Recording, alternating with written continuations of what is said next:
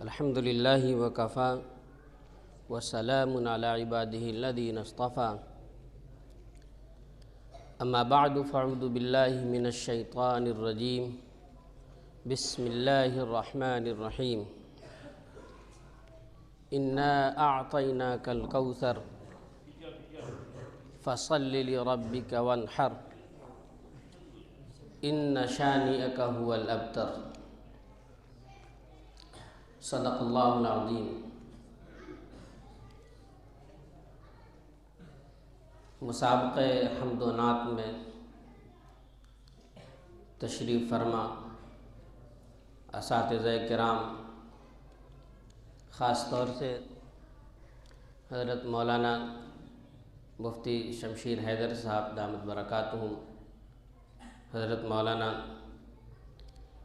محمد نعیم رحمانی صاحب دامت برکاتہم،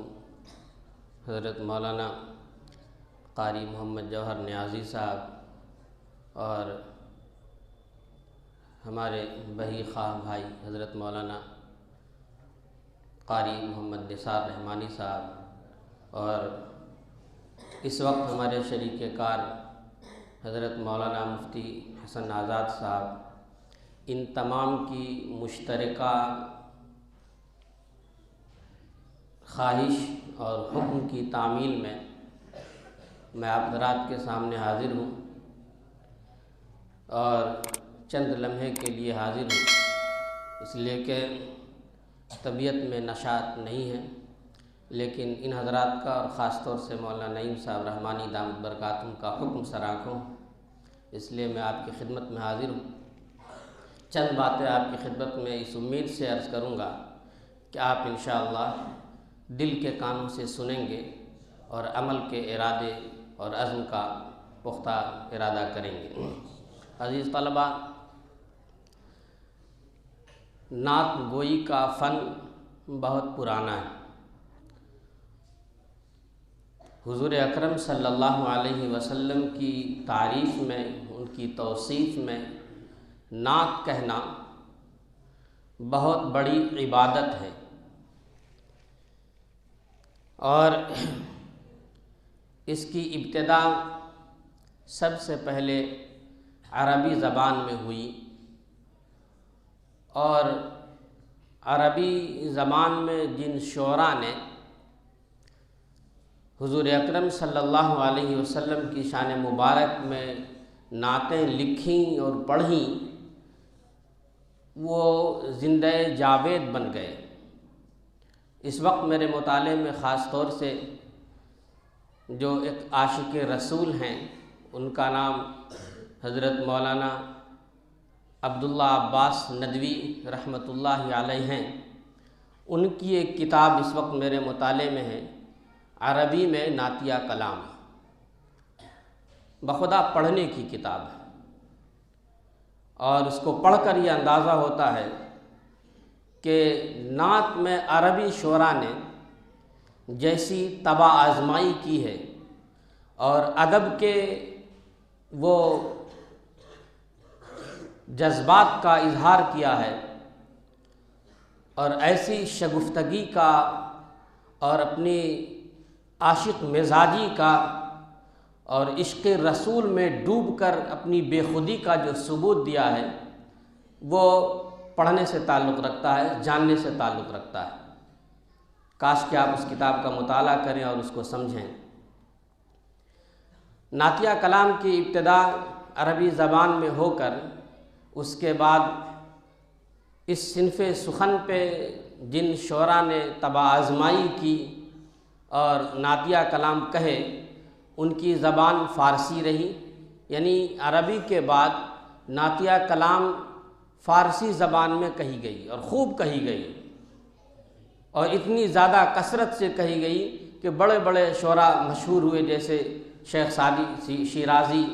اور بھی دیگر ان کے جو ہم عصر تھے اور ان سے پہلے بھی شعراء گزرے ہیں، جنہوں نے نعتیہ کلام فارسی زبان میں کہی۔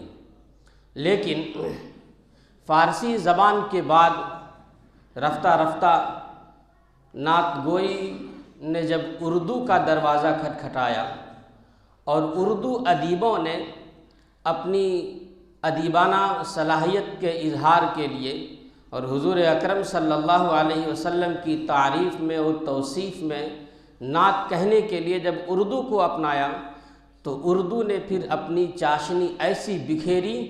کہ اس کا دائرہ ایسا نہیں ہے کہ صرف مسلمانوں تک محدود رہا، بلکہ ہندو شعراء نے، بے شمار ہندو شعراء نے حضور صلی اللہ علیہ وسلم کی شان مبارک میں نعتیہ کلام کہے، اور میں پورے یقین کے ساتھ یہ بات کہہ سکتا ہوں کہ ان ہندو شعراء کی نعتیہ شاعری کو پڑھ کر جو نہ جانتا ہو کہ یہ ہندو شاعر کا کلام ہے، وہ یقین ہی نہیں کر سکتا کہ یہ سوائے کسی مسلمان کے کوئی دوسرا کہہ بھی سکتا ہے۔ ایسی شاندار نعتیں اور حضور اکرم صلی اللہ علیہ وسلم سے ایسی والہانہ عقیدت اور محبت کا اظہار ہندو شعراء نے کیے ہیں کہ ایک بڑا دیوان تیار ہو جائے، ایک دفتر تیار ہو جائے۔ تو بہرحال عشق کا اپنا ایک رنگ ہے، اور میرا ماننا ہے کہ یہ دنیا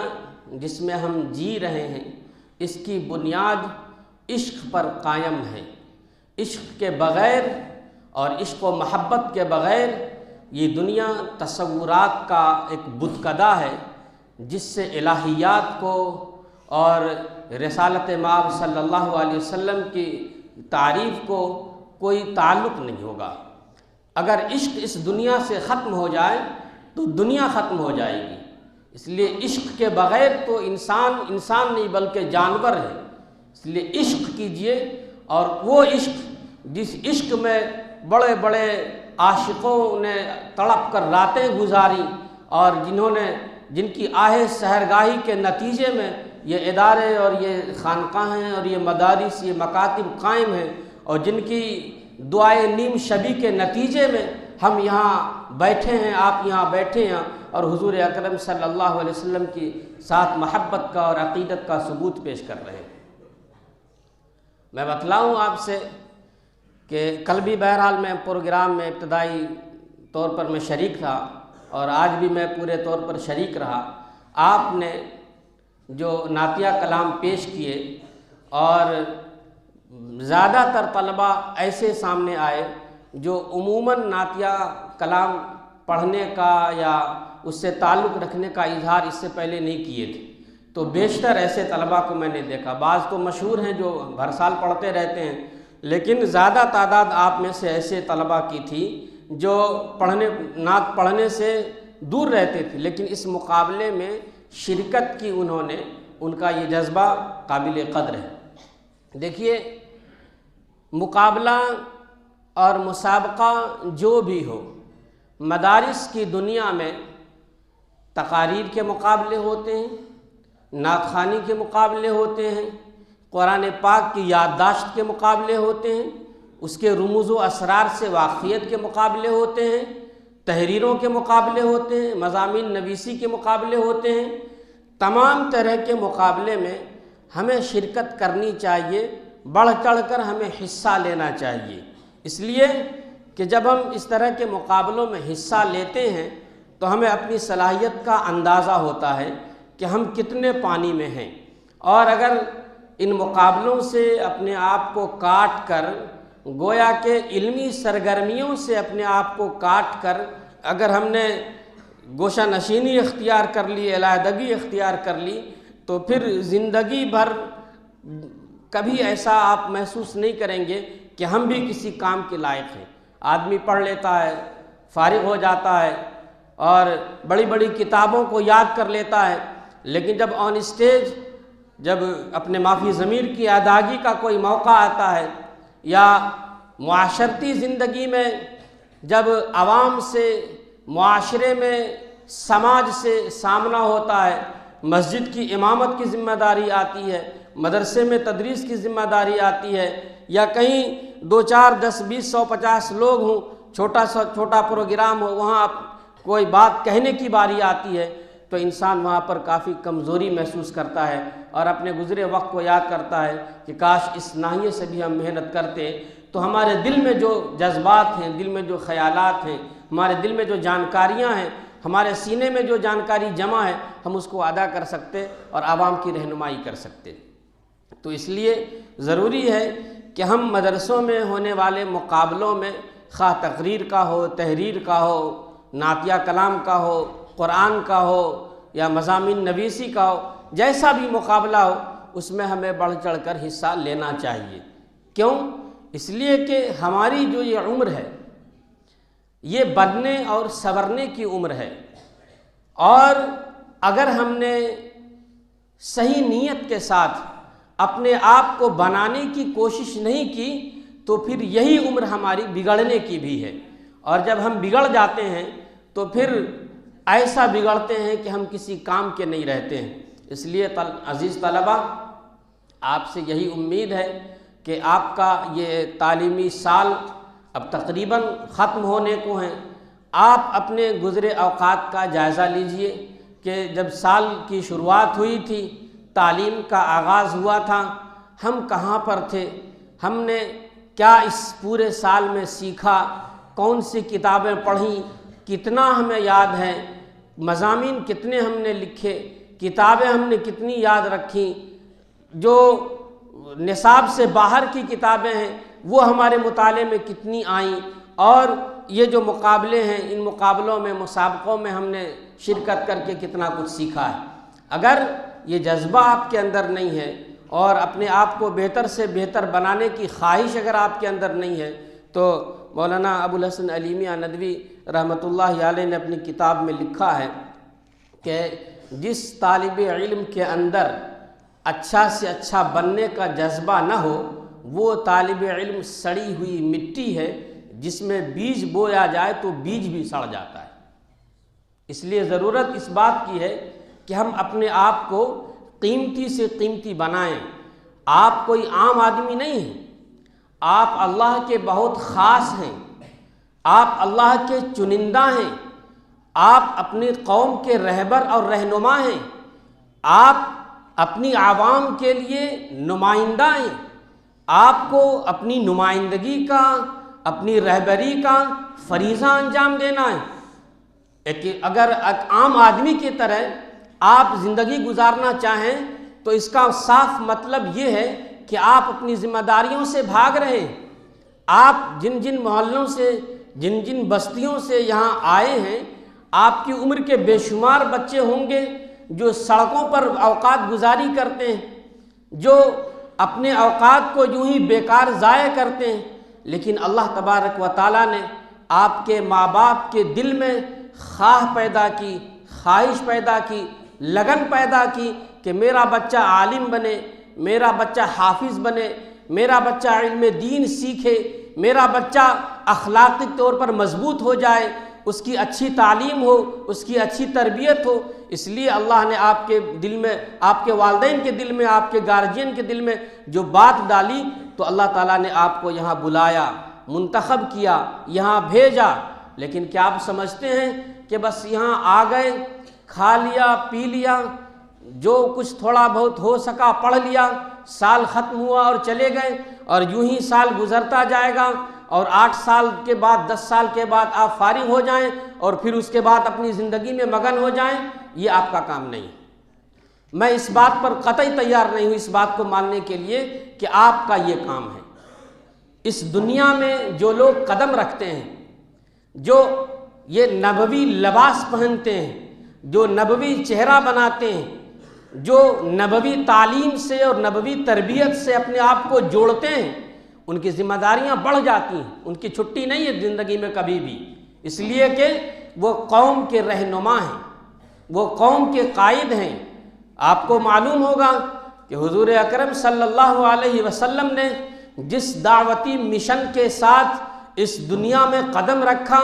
اور جو ذمہ داریاں اللہ رب العالمین نے آپ کے ذمے سپرد کی، ان ذمہ دار ان سے پہلے بھی آپ علیہ الصلوۃ والسلام سے پہلے بھی نبیوں کو ذمہ داریاں دی گئیں، خلق اللہ کو ہدایت کے لیے، ان کی رہنمائی کے لیے۔ اللہ نے آپ ہی کو نہیں، آپ سے پہلے تقریباً 1.25 لاکھ انبیاء علیہ السلام کو اس زمین پر برپا کیا، لیکن جب حضور اکرم صلی اللہ علیہ وسلم کی باری آئی اور آپ کو نبی بنایا جانے لگا، اور آپ کے پاس اللہ کا پیغام زمین پر برپا کیا گیا، تو یہ نہیں کہ صرف آیت نازل ہو گئی، جبریل امی چلے آئے اور وحی دے دی گئی، نہیں، بلکہ آپ کے شان مبارک کے بیچ میں مہر نبوت ثبت کر دی گئی۔ اس مہر نبوت کے ثبت کرنے کا یہ کوئی عام بات نہیں تھی، بلکہ ایک بڑا مقصد تھا۔ مقصد یہ تھا کہ اس نبی کے بعد اب اس دنیا میں کوئی نبی نہیں آنے والا ہے، چنانچہ جو لوگ اس نبی کے ماننے والے ہوں گے، اس نبی کے پیروکار ہوں گے،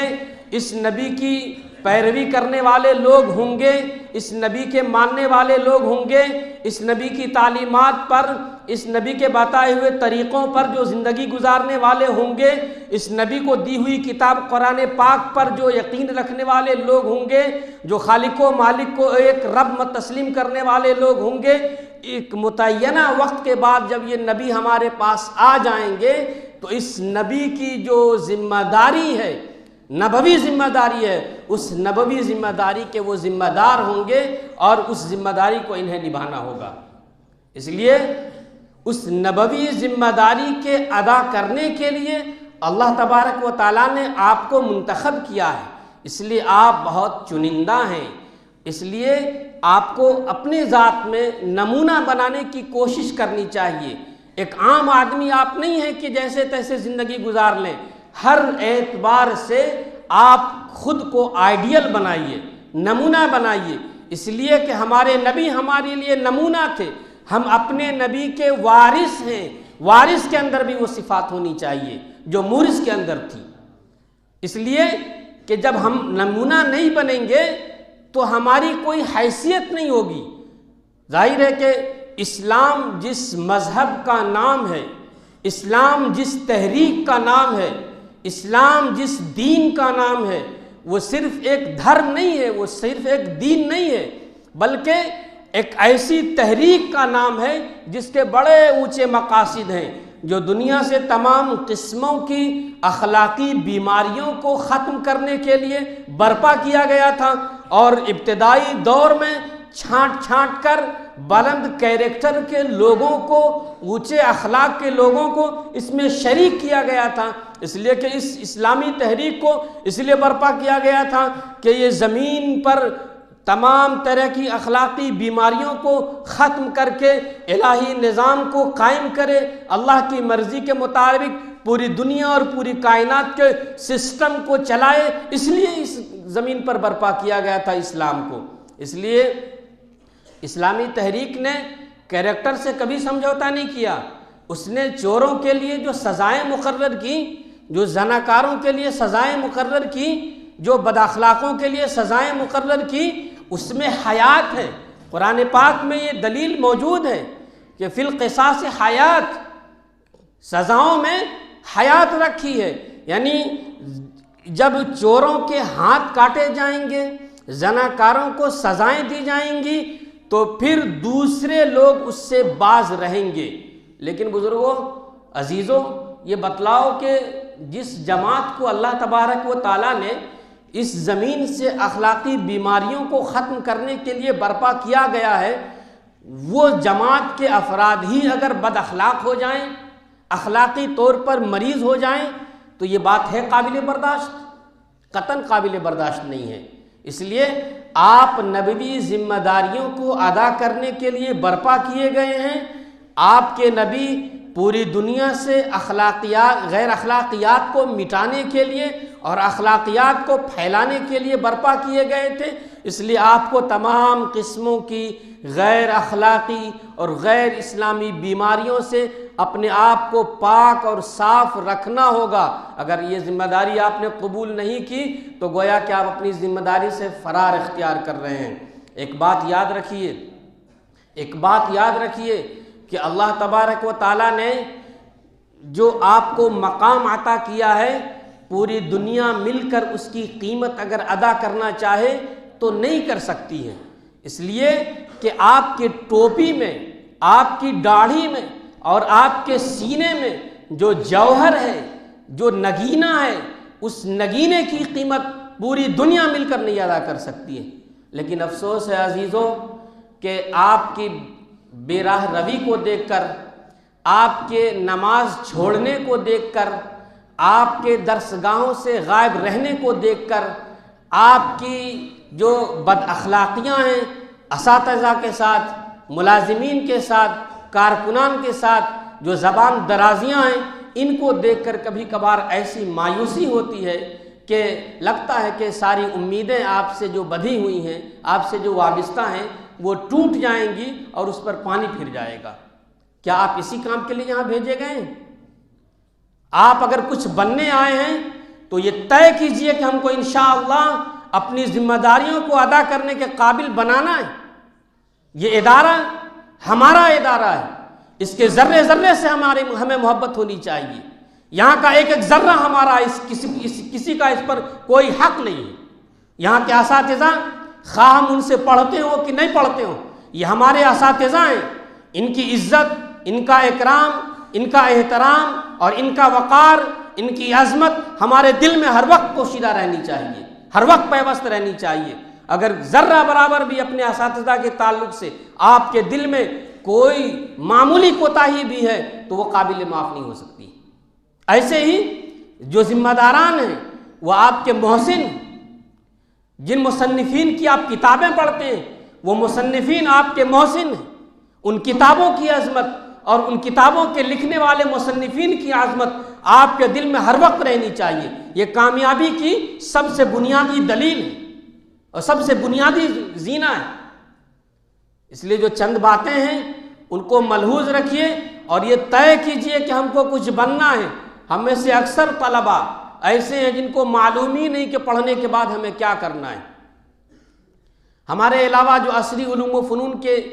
کی دانشگاہیں ہیں اور وہاں پڑھنے والے طلباء ہیں، ان کا مشن اور ان کا ایم اور ان کا نشان طے ہوتا ہے۔ وہ فیصلہ کر کے قدم رکھتے ہیں کہ ہم کو کیا بننا ہے، لیکن ہم لوگوں نے اپنی اس غفلت کا ایسا ثبوت دیا ہے کہ ہم یہاں 5 سال 6 سال 7 سال 8 سال پڑھتے ہیں، ہم کو معلوم نہیں کہ ہم کو پڑھنے کے بعد کیا کرنا ہے۔ اس لیے کم سے کم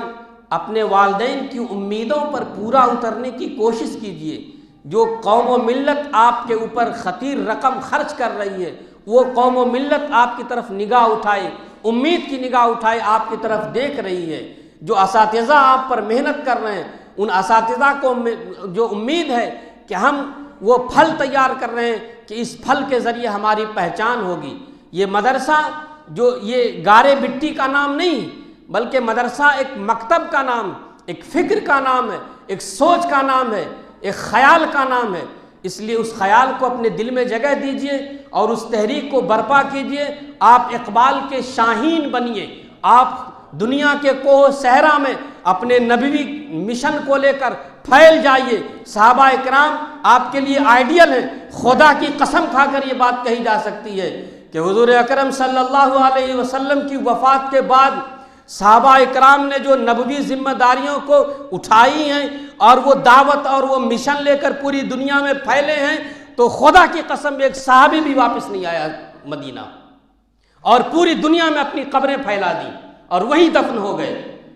اس لیے آپ ایسے خرد کی اس دنیا کے مجنو ہیں، آپ جنو کی دنیا کے اس ایسے مسافر ہیں جن کا مشن ہے کہ ہم دنیا میں اسلام کا ڈنکا بجا دیں گے، اسلام کے جھنڈے کو بلند کر دیں گے، اور اس کے ہم ذمہ دار ہیں۔ اس ذمہ داری کو آپ ادا کیجئے۔ نماز کی پابندی کیجئے، درسگاہ کی پابندی کیجئے، اساتذہ کا اکرام کیجئے، ذمہ داروں کی عظمت اپنے دل میں بٹھائیے، اپنے سرپرست کے لیے دعا کیجئے، اور جتنے بھی محسنین ہیں آپ کے، ان کے احسان کو یاد رکھیے، تبھی کامیابی ملتی ہے۔ اللہ تبارک تعالیٰ سے دعا کیجئے کہ اللہ تبارک تعالیٰ ہم کو، آپ کو، سبھی کو، امت مسلمہ کے تمام افراد کو اللہ کی اپنی مرضی کے مطابق زندگی گزارنے کی توفیق مرحمت فرمائے، اور جو ذمہ داریاں ہمیں یہاں بحیثیت طالب علم ہونے کے ہمارے ذمے ہیں، ان ذمہ داریوں کو اللہ ادا کرنے کی ہمیں توفیق مرحمت فرمائے۔ وآخر دعوانا الحمدللہ رب العالمین۔